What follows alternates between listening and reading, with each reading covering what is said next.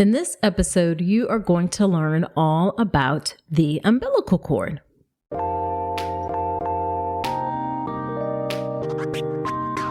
Welcome to the All About Pregnancy and Birth podcast. I'm Dr. Nuchal Rankins, a board-certified OBGYN who's been in practice for nearly 15 years. I've had the privilege of helping over 1,000 babies into this world, and I'm here to help you be calm, confident, and empowered to have a beautiful pregnancy and birth. Quick note, this podcast is for educational purposes only and is not a substitute for medical advice. Check out the full disclaimer at drnuchalrankins.com/disclaimer. Now let's get to it. Hello there. Welcome to another episode of the podcast. This is episode number 209. Whether you are a new listener or a returning listener, I'm so glad you're spending some of your time with me today. So in this episode, you're going to learn about the umbilical cord. So we're going to go into what is the umbilical cord. You'll learn some issues that are or can potentially be diagnosed during pregnancy, including marginal cord insertion, velamentous cord insertion, vasa previa, and then a two-vessel umbilical cord, also known as a single umbilical artery. And then we'll talk about some of the things that can happen during the course of labor or that are discovered during the course of labor. And that is umbilical cord prolapse, umbilical cord compression, nuchal cord, and then knots in the umbilical cord. And then we'll end with delayed cord clamping and then umbilical cord blood banking, as well as some traditions around the world of what other folks do with the umbilical cord. Just a little bit of fun information at the end there. Now, the umbilical cord connects to the placenta. And if you want to learn all about the placenta, then check out episode 180 of the podcast, where I go through what the placenta is and potential issues that can happen with the placenta. That's drnuchalrankins.com/episode 180. And if you want to learn how to get calm, confident, and empowered for your birth, then check out the birth preparation course. The birth preparation course is my signature online childbirth education class that will get you calm, confident, and empowered to have a beautiful birth. Thousands of folks have gone through the course at this point, and I would love to serve you inside of the course as well. So head to drnuchalrankins.com/enroll. and check out all the details there. All right, let's get into it about the umbilical cord. So first off, what is the umbilical cord? Well, the umbilical cord is a flexible tubular structure that connects your developing baby to the placenta, and the placenta is attached to the wall of the uterus. It does all of the exchange of nutrients and waste and all of that. And it's composed of two arteries and one vein. The arteries carry blood away from the baby towards the placenta, and the vein carries blood from the placenta to the baby. Now, those two arteries and one vein are encased in a gelatinous substance called Wharton's jelly. The closest that I can think of that it feels like is kind of like a gummy bear. It's a bit softer than a gummy bear, squishier than a gummy bear, but it's kind of a squishy substance. And then the umbilical cord is roughly on average 20 to 24 inches long and a little less than an inch wide in diameter. Now, the umbilical cord is the lifeline between your baby and the placenta.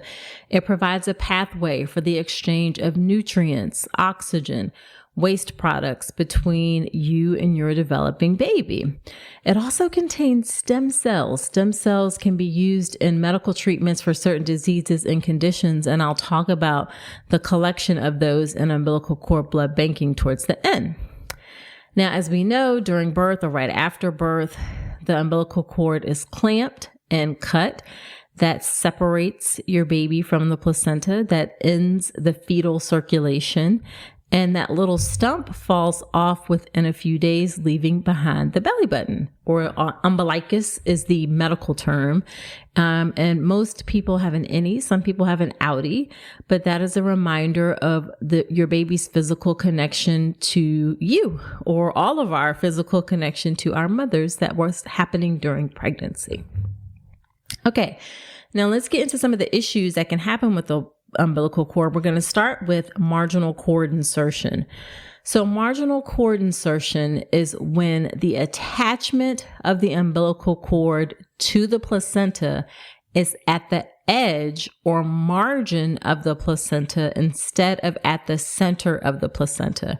So typically the umbilical cord attaches to the placenta around in the center. When it's on the edge instead, that is a marginal cord insertion. And the reason that it attaches in the center is that it allows for kind of equal distribution of blood flow and nutrients to the baby. So it starts in the center and kind of equally distributes out. Now, when the umbilical cord attaches towards the edge, it can potentially impact the blood flow and nutrients that are delivered to the baby. Now, thankfully, it's not very common. On the high end, I saw that it can happen in about up to 6% of pregnancies. So again, it's not very common, and it actually usually does not cause any complications. It may be associated with an increased risk of restricted blood flow to the baby, which can then affect the baby's growth, okay, where the baby's not growing as well as we would expect.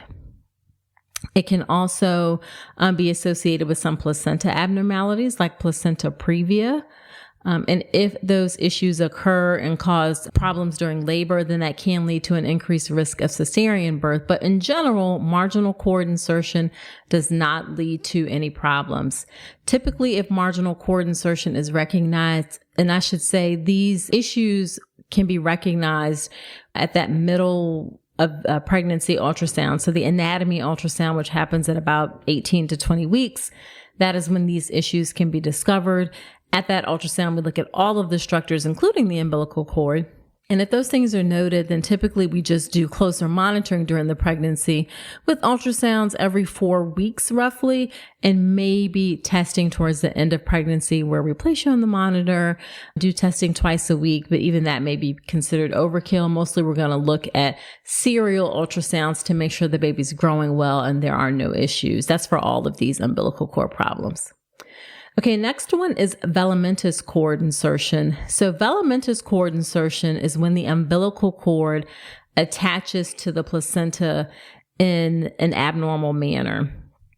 Okay, so I'm going to try and describe it as best I can, but this is something that is kind of helpful visually to see. But basically, usually the cord inserts directly into the placenta tissue, all right? And it's surrounded by placenta tissue, okay?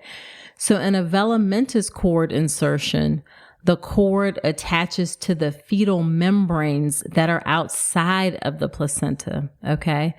And that means the blood vessels actually go through the membranes before they reach the placenta. And because the membranes are very thin, okay, that leaves those blood vessels unprotected. So the placenta itself is like chunky. The closest I can think of is like liver. All right. So if the blood vessels are going directly into that, they're protected. But with velamentous cord insertion, they're going through the membranes, which are very thin, like as you might imagine a membrane to be. And then those unprotected blood vessels in the membranes are at risk of compression, at risk of being injured, and that can lead to complications. Now, one of the big things that velamentous cord insertion can be associated with is vasa previa, and I'm going to talk more about vasa previa in a minute. That's when the blood vessels in the umbilical cord cross or lie near the cervix. That can be dangerous during labor. But it's also associated, velamentous cord insertion, with growth restriction.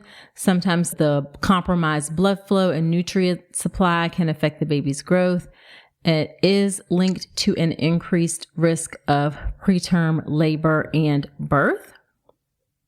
And of course, preterm birth can cause challenges for baby depending on how early the baby is born. So as far as what we do when there is velamentous cord insertion, again, similar to what I talked about before, we closely monitor the baby's growth, typically doing ultrasounds every 3 to 4 weeks. And the reason we do ultrasounds with that frequency is that is the amount of time that is needed to accurately assess whether or not there's a change in growth.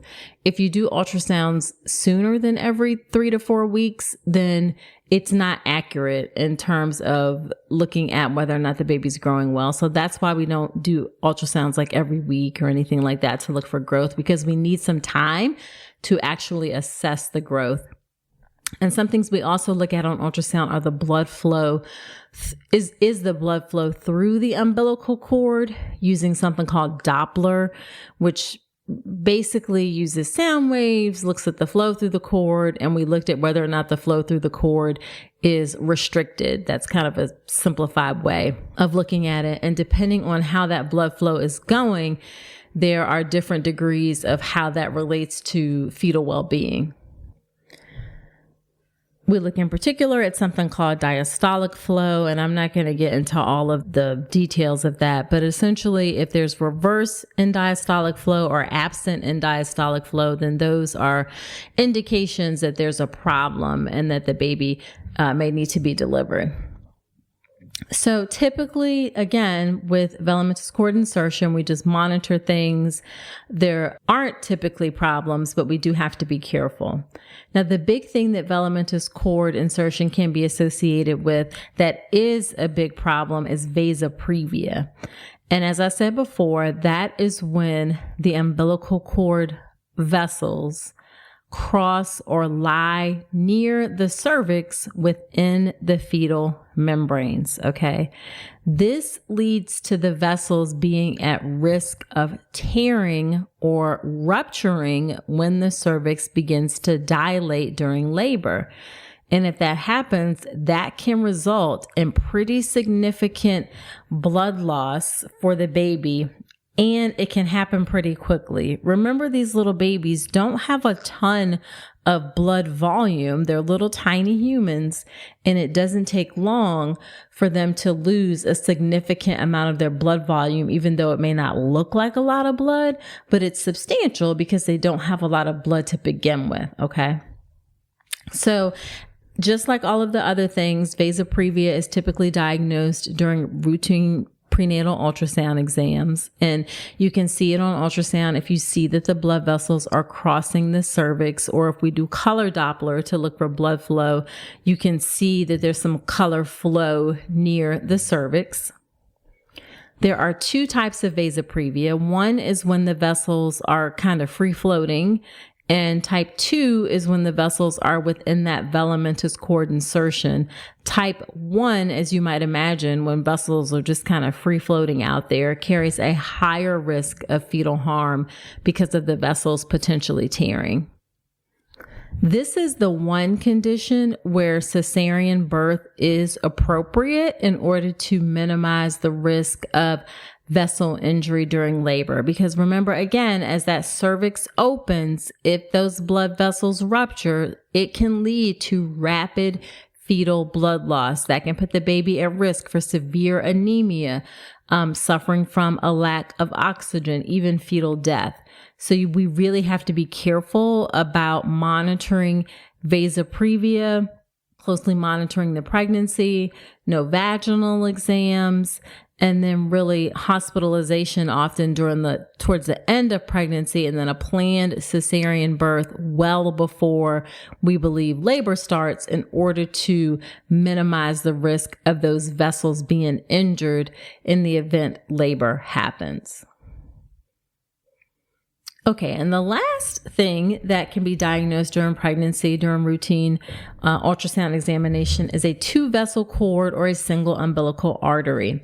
As I mentioned at the top of the show, the umbilical cord usually has 2 arteries and 1 vein. However, sometimes there's a condition where the umbilical cord only contains 2 vessels, and usually it's just 1 artery and 1 vein. Okay. So in the case of a 2-vessel umbilical cord, one of the arteries is absent. This is not very common, happens in maybe like 2% of pregnancies. It's actually generally considered a variation of normal anatomy. However, we do have to be mindful because it can be associated with some other things. There's a slightly higher association between a 2-vessel umbilical cord and some chromosome abnormalities. So if we see a 2-vessel umbilical cord on ultrasound, we will probably offer you genetic testing if you haven't already had it done. A 2-vessel umbilical cord can, in rare circumstances, also be associated with fetal growth issues. Okay. And it can also be associated with other anomalies like kidney anomalies or heart anomalies. So when we see that, then we have to do a very careful look and make sure everything else looks okay. Again, do that frequent testing and monitoring just to make sure that the baby is growing well. We don't have to do anything different in terms of delivery, unlike the vasa previa situation. We just have to monitor things closely. Most of the time, this does not end up being anything of any consequences. It doesn't require any specific changes to the delivery plan. Okay. Listen, just because breastfeeding is natural doesn't mean it's easy, but you don't have to do it alone. That's where the Lactation Network comes in. The Lactation Network helps parents at every stage of the breastfeeding journey, whether you need support resolving feeding issues, choosing the right breast pump, creating a plan for weaning, or really anything in between. The Lactation Network is the largest network of licensed breastfeeding experts in the country. They provide in-home, in-office, and telehealth consultations in all 50 states with no out-of-pocket cost. Get the breastfeeding care you deserve with the Lactation Network.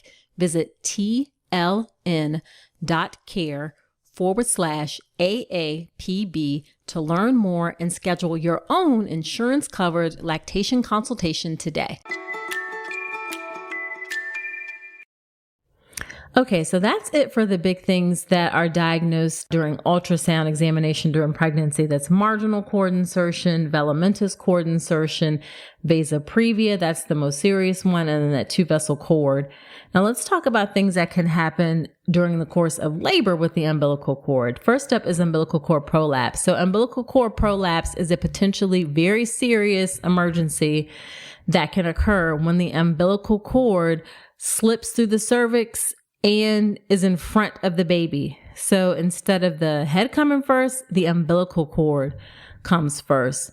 And the circumstances under which that happens are when the head is not really engaged in the pelvis and it's not like nice and well applied to the cervix, and there's some space around the head, and that allows the cord to slip down.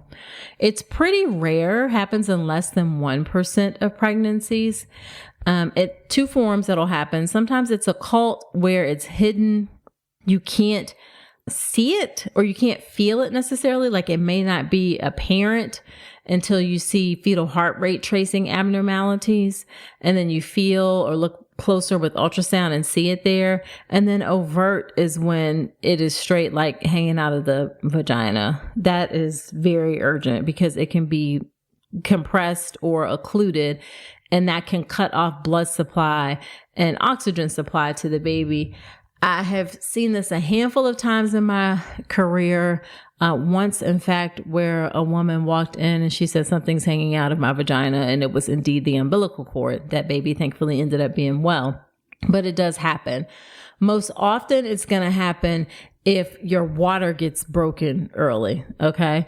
So if we break your water too soon before the head is nice and well applied to the cervix, then that increases the risk of the umbilical cord prolapse. When I've seen it happen outside of that instance, and there's one other instance I can think of where I saw it happen, it's going to be because we broke your water and made it happen. So that's one of the situations where we have to be careful about making sure we're not breaking your water before it's safe to do so. Some other things that increase the risk are if the head is not the first presenting part. So if the baby's breech, especially if the baby is footling breech, those feet are tiny and that leaves a lot of space around the feet for if you start dilating for the cord to come through, or if the baby is in a transverse presentation, meaning going across in your uterus, then that leaves some space for the cord to come through. If there's extra amniotic fluid, so there's lots of space for the baby to move around, then that increases the chances that the cord can come through first. Now, oftentimes you hear people say like they had an emergency cesarean birth, and what they mean is more that it was urgent. Like if you have 20 or 30 minutes in between the time they said you had a C-section and when you had the C-section, that is not an emergency. However, umbilical cord prolapse, this is a true emergency cesarean birth. And by emergency, what I mean is we are ripping the cords out of the wall. Somebody has their hand in your vagina trying to hold up the head and keep that pressure off of the cord. Because again, when that cord comes down and if the head settles down on top of it, it can compress the cord and lead to the baby not getting blood flow and oxygen, and that can be catastrophic, right?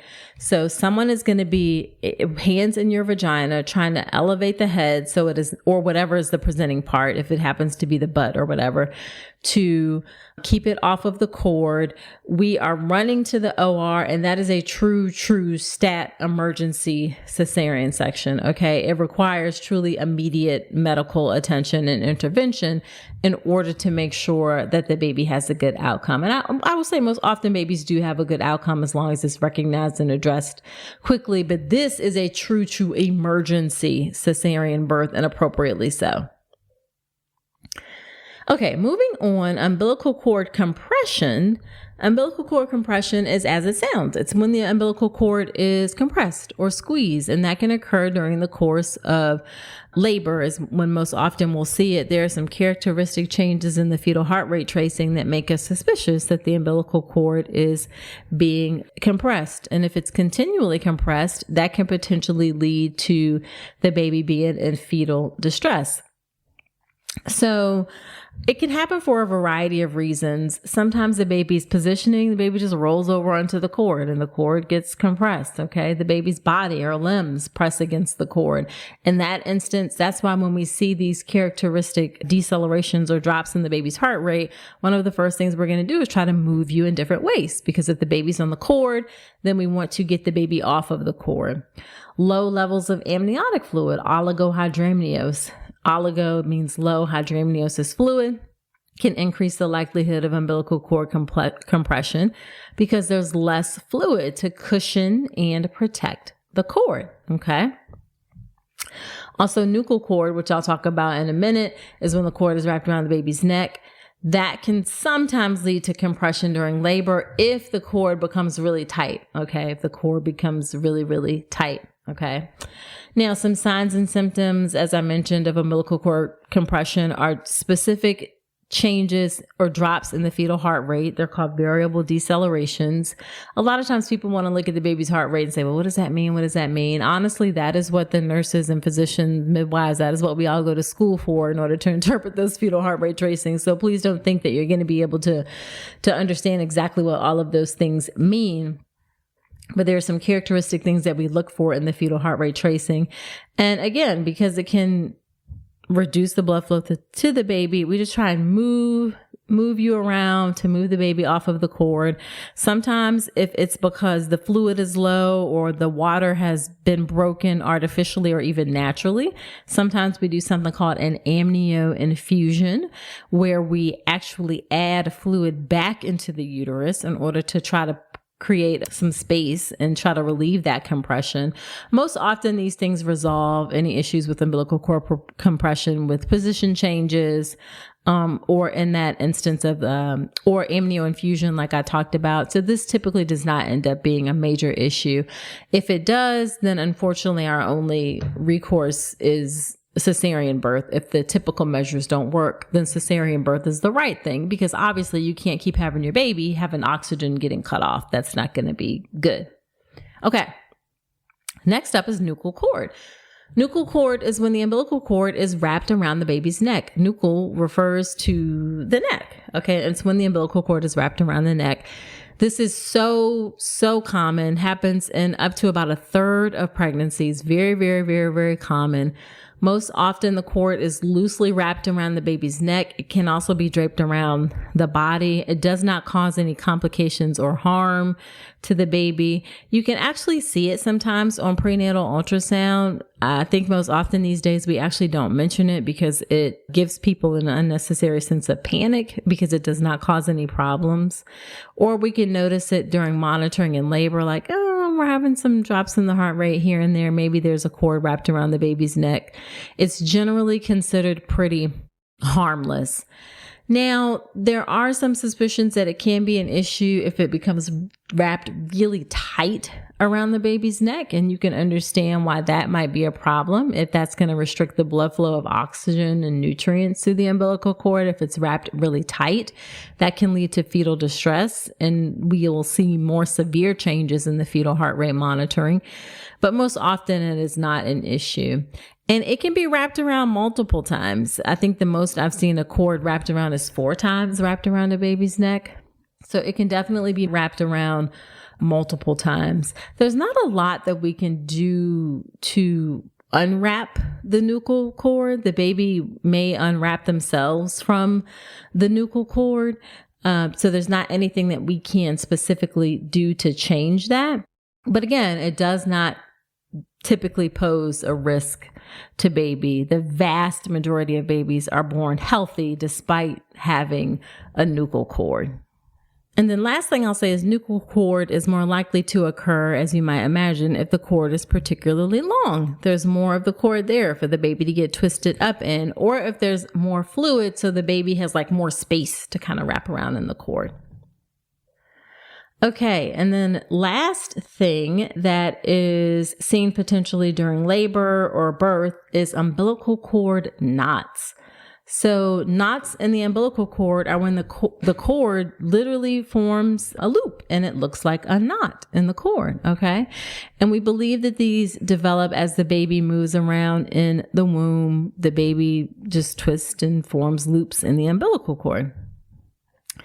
True knots happen in the umbilical cord when it is truly an actual knot, like it looks like a knot. They are pretty rare, happening in 1% to 2% of pregnancies. This is another time where the cord being longer is going to increase the risk. If the cord is longer than average, that's going to increase the risk of true knots in the cord. And then false knots are more like kinks or twists. They kind of look like a knot. They're more caused by the presence of blood vessels that branch off from the main cord and then, rejoin the cord, and it looks like a loop-like structure. So those are false knots. But true knots are literally true knots. They're actually kind of cool to see because when you think about the gymnastics of what has to happen in order for the baby to loop itself through the cord like that, it really literally looks like a knot. Now, depending on how tight the knot is, it can increase the risk to the baby, okay? If the knot becomes too tight, as you can imagine, we're going to be cutting off or interfering with the blood flow of oxygen and nutrients through the cord. That's going to lead to distress and complication. They are usually discovered through labor. So we're usually going to have a suspicion that there's an umbilical cord knot during labor because of changes in the baby's heart rate when those contractions are squeezing the baby, putting the baby under distress. If there's a knot in the cord and that adds additional distress, we may see that. Not all cord knots lead to any complications though. Many times I've been at births where there was a true knot noted in the cord and there was no suspicion of anything going on whatsoever. So really we just manage it based on what the fetal heart rate tracing looks like. If there's some suspicion that the baby is in distress, then we may need to do a C-section or try what's called intrauterine resuscitative measures in order to perk the baby up while still inside of your uterus. But most often this is something that we don't see until after the birth and then after delivery, and we see, oh, here's the knot. Either it's a surprise or it's like, oh, this is the reason why we were seeing those changes in the heartbeat. Now, last couple things about the umbilical cord that can happen during labor in the hospital that you want to consider or maybe want to know more information about are delayed cord clamping and umbilical cord blood banking. And let's talk about delayed cord clamping. Delayed cord clamping is the practice of waiting to cut the umbilical cord. It needs to be for at least 30 to 60 seconds, or it can be up until the cord stops pulsating, which is going to be about 3 to 4 minutes, maybe a little bit longer. Back in the day, we used to immediately clamp the cord within like 15 or 20 seconds of birth. But now evidence has pretty convincingly shown that delayed cord clamping is beneficial both to term babies and preterm babies. That extra blood flow that's coming through the placenta while we're waiting for the placenta to detach from the wall of the uterus, it contains iron, it contains stem cells that can boost the baby's health, boost the baby's immune system. It can increase the iron stores in the baby's blood, which will reduce the risk of anemia. There's even some evidence that it may help improve brain development. So really, delayed cord clamping should be routinely done at every birth. As long as the baby comes out looking well and doesn't need any resuscitation, then delayed cord clamping should be done. It is recommended by World Health Organization, American College of Obstetricians and Gynecologists, the American Academy of Pediatrics. It should be routine, both in term and preterm babies, and at vaginal birth and cesarean birth. Delayed cord clamping can still be done at cesarean birth. And then the final thing I'm going to talk about is umbilical cord blood banking. Umbilical cord blood banking is when you collect and store blood from the umbilical cord immediately after the baby's birth. The umbilical cord contains cells that are very important or powerful. They're called hematopoietic stem cells. They have the potential to develop into various types of blood cells in the body, and they can be used for potential medical use. There's some cancers and things that stem cells can be used to treat. Now, there are two types of cord blood banking: private cord blood banking and public cord blood banking. So public cord blood banks collect and store donated cord blood units, and they are made available for public use. Okay. It can be used for transplantation in individuals who need a stem cell transplant and do not have a suitable match with their family. These are at no cost to donors. There's not a lot of indications that we can use cord blood, but we're finding more and more indications for its use. And with public cord blood banking, you give it to the bank and it's given, and you don't have any say over what happens to it after that, similar to if you donated blood at a regular blood bank. Okay. Now, the other option is private cord blood banking. In private cord blood banking, you choose to store your baby's cord blood in a private cord blood bank for your family's exclusive use. They charge a fee for collection, for processing, for storing the cord blood, and it's reserved solely for the use of the baby or potentially compatible family members. Now, a couple things with private cord blood banking: the chances are very low that a child or a family member will develop a condition where the blood can be used. It's less than 1 in 1,000. Okay. There are also instances where people cannot use their own cord blood cells. So, for example, if you are diagnosed with certain types of blood disorders, then they're not going to use your cord blood cells in order to try and treat the disorder, because your own cord blood cells may contain the disorder in the cord blood cells. Okay. And then often there's not enough blood collected from the umbilical cord in order to be used as a unit by itself. So the amount of blood that is collected is not enough for transplantation. Only 8 to 12% of units that are collected at birth are like by themselves enough in order to be enough for transplantation. You have to combine it with other people's cord blood in order to get enough for transplantation. Also, umbilical cord blood banking, if you do delayed cord clamping, then you're going to have less blood at the that's going to be collected for the umbilical cord blood bank, because that blood is going into the baby. So there's going to be less blood collected. if you do delayed cord clamping, or if you want to try and collect more blood for umbilical cord blood banking, then you're going to not have the benefits of delayed cord clamping. And then the final thing I'll say is that private cord blood banking is expensive, especially up front. So they know that people are going to, over time, be like, you know what, I don't really maybe need to keep paying for the storage fees. So they really charge like a big fee up front in order to recoup, a big amount of money in the beginning, because they know a lot of folks are not going to maintain storage. This is my 2 cents. I don't know that private cord blood banking is worth it financially, unless you have a family history of some blood disorders and conditions, because it's just not likely that it's going to be used or that you're going to need to use it. I do think if you have the option of public cord blood banking, that's a lovely way to help someone else, is to have those cord blood cells collected to be used in a public bank. You do not need to change your thoughts about delayed cord clamping. You still do delayed cord clamping, and then whatever is left can be potentially donated to a public cord blood bank. There are not a lot of hospitals that have public cord blood banks. So if that's something that you're interested in, typically they bring it up in the hospital. Is this something you want to be interested in, or in your prenatal care? But you can always ask at the hospital if that is an option. Okay. And then the final thing I want to end with is just some of the traditions around the umbilical cord around the world and things that we do with the umbilical cord. We know that cutting the cord has various traditions and rituals because it's associated with being separated from your mother. So we know in the US, typically we do a pretty simple cord clamping and cutting soon after birth. Often the partner does it. It doesn't have to be the partner. It can be whoever. It can be the mother if she wants to do it. Some dads do not want to cut the cord, and that is totally fine. It's usually done with sterile scissors right there with mom on baby's belly. You can ask if you want, definitely ask the nurses if they can take a picture of the cord being cut, if that's something that is important to you.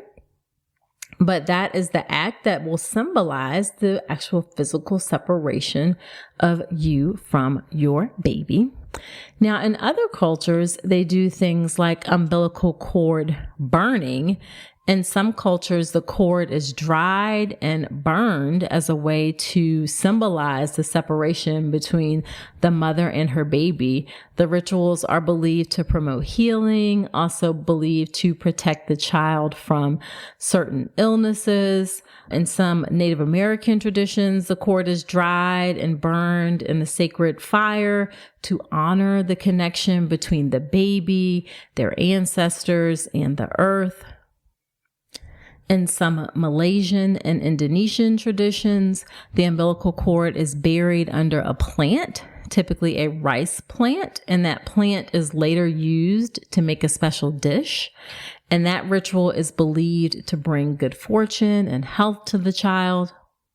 In some Central American cultures, particularly among the Mayan people, the umbilical cord is dried and burned in a ceremonial fire, and then the ashes are scattered in a sacred place as a symbolic way to protect the child's spirit and ensure their well-being.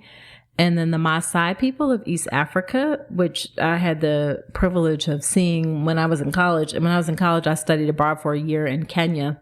And the Maasai people are in that portion of East Africa, Kenya, Tanzania. They have a tradition where the umbilical cord is dried. It's wrapped in a package made of animal hide and placed in a special tree. And the belief is that this ritual will ensure the child's connection to their homeland and to ancestral spirits. Some other cultures also bury the umbilical cord in a special location in order to symbolize the connection between the child and their roots. So in Chinese culture, the umbilical cord can be dried, wrapped in a piece of red cloth, and chosen in a specific location that is based on cultural beliefs or family customs. It may be near the family home. It may be under a tree. And it's seen as a way to, again, symbolically connect the child to their ancestral land and promote good health and good fortune. In the Philippines, it's common to bury the umbilical cord. It's wrapped in a piece of cloth, placed in a container, buried in a location that is chosen to be significant and meaningful by the family. And that burial is supposed to foster a strong connection for the child to their birthplace and to their family's roots. And then in some Scandinavian countries like Sweden and Norway, there's a tradition of burying the umbilical cord in a special place, again, often in the family garden or near a tree, in order to help the child develop a strong connection to nature and the environment. Okay, so just to recap, the umbilical cord is what connects your baby to the placenta. It's the lifeline that does all the transport of nutrients, of waste, everything while your baby is developing.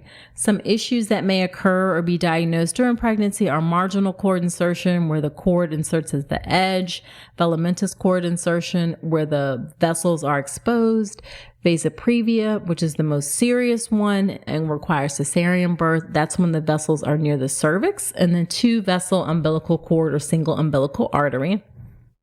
During labor, the things we have to be careful for or watch out for are umbilical cord prolapse, umbilical cord compression. Also, we often see, I would say often see nuchal cord during labor. Sometimes you can see knots in the cord. Typically, neither of those cause any issues at all. And then delayed cord clamping should be routinely done in all births, both vaginal and cesarean births. And then umbilical cord banking is really a personal choice, although it can be expensive and you're not likely to use it later on.